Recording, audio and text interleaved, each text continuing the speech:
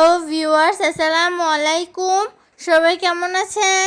আমরা ভালো আছি। শবনম ডেইলি ব্লগ থেকে চলে এসেছি নতুন একটি ভিডিও নিয়ে। জামালপুরের ঐতিহ্যবাহী মেন্দা বা মিলানি রান্না করব। তাই প্রথমে মাংসগুলোকে ভালোভাবে ধুয়ে নিয়েছি। পেঁয়াজ কেটে নিয়েছি। চুলায় পাতিল বসিয়ে তাতে তেল দিয়ে দিয়েছি। তেলটা গরম হয়ে যাওয়ার পর পেঁয়াজ, তেজপাতা, দারুচিনি ও সাদা এলাচ দিয়ে দিয়েছি। পেঁয়াজগুলো একটু ভাজি হয়ে যাওয়ার পর রসুন, আদা ও জিরা বাটা দিয়ে দিচ্ছি। সবাই আমার পেজটা ফলো করবেন, লাইক কমেন্ট করে পাশে থাকবেন। আমার ভিডিওগুলো সবাই বেশি বেশি শেয়ার করে দিবেন। Please give me stars. পানি দিয়ে দিচ্ছি। পরিমাণ মতো লবণ দিয়ে দিচ্ছি।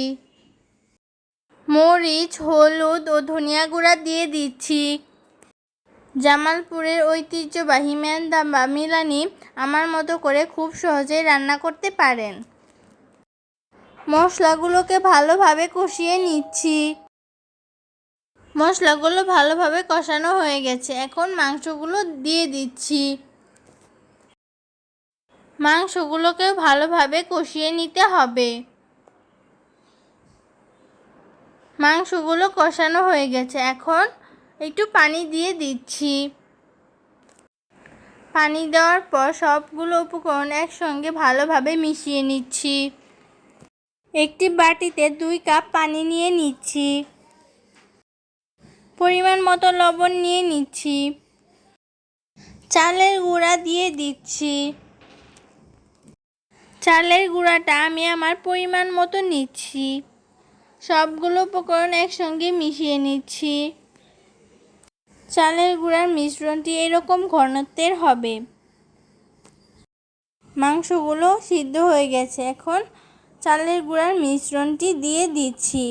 চালের গুঁড়ার মিশ্রণটি দিতে হবে এবং ভালোভাবে মিশাতে হবে, নয়তো একসাথে লেগে যাবে।